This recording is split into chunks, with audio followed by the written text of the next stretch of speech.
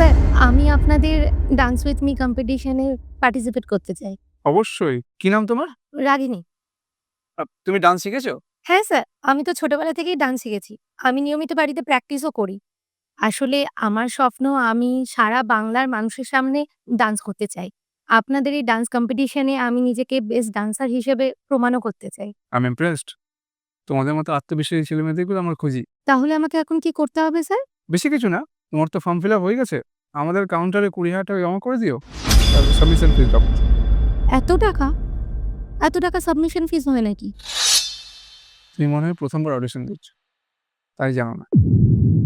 Submission ফিস ছাড়া এখানে কাউকে পার্টিসিপেট করতে দেওয়া হয় না। তাছাড়া তোমার অডিশন নেবে কে সেটা তো দেখো। মমতা শঙ্কর, স্বস্তিকা মুখার্জি, টোটা রায়চৌধুরী আর টপ 5 ও তো মহাগুরু কনফার্ম। তাহলে ভেবে দেখো এসব বড় বড় মানুষদের সামনে অডিশন দেওয়ার সুযোগটা হারাবে কিনা। আমার পক্ষে এতগুলো টাকা দেওয়া যদি একটু কম করা যেত? সাবমিশন ফিস ছাড়া পার্টিসিপেট হয় না। তাহলে আমাকে একটা দিন অন্তত সময় দিন।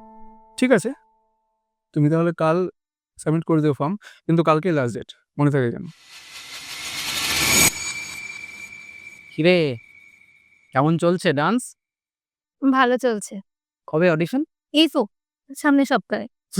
কিন্তু তোকে এত মন মরা লাগছে কেন বলতো? কিছু হয়েছে? ওরা বলেছে কম্পিটিশনে পার্টিসিপেট করার জন্য 20,000 টাকা সাবমিশন ফিস দিতে হবে। এত টাকা? এত টাকা সাবমিশন ফি হয়? আমিও তো তাই বললাম। কি বললো ওরা? ওরা বলছে যে এখন নাকি সাবমিশন ফিস ছাড়া কোনো অডিশনই নাকি হয় না। এই জন্যই বলে নাচ, গান এসব বড়লোকদের ছেলেমেয়েদের জন্য। আমার তোর মতো বাড়ির ছেলেমেয়েদের জন্য নয় রে। দাদা আমার খুব ইচ্ছে রে, একবার যদি আমি সাহস করে এই কম্পিটিশনটাতে যেতে পারতাম। কিন্তু বাবা মা তো এত টাকা দেবে না রে। আসলে আমার কাছে না কিছু জমানো টাকা আছে। কত? এই ধর 10,000 মতো।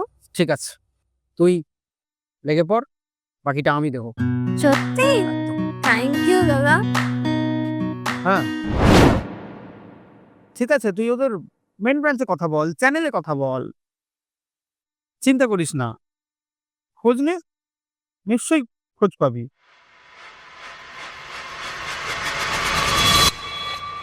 স্যার, আপনাদের আজকে এখানে যে একটা অডিশন হওয়ার কথা ছিল, সেটা কি হয়ে গেছে?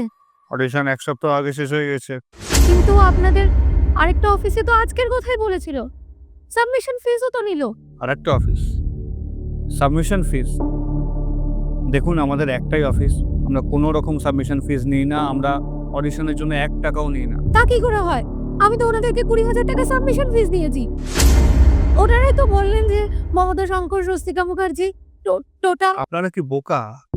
হ্যাঁ, আমরা বারবার টিভিতে অ্যাড দিচ্ছি, সোশ্যাল মিডিয়ায় আপডেট দিচ্ছি যে আমরা কোনো রকম চার্জেস নিই না, আমাদের অন্য কোনো অফিস নেই। আপনারা সেসব দেখেন না?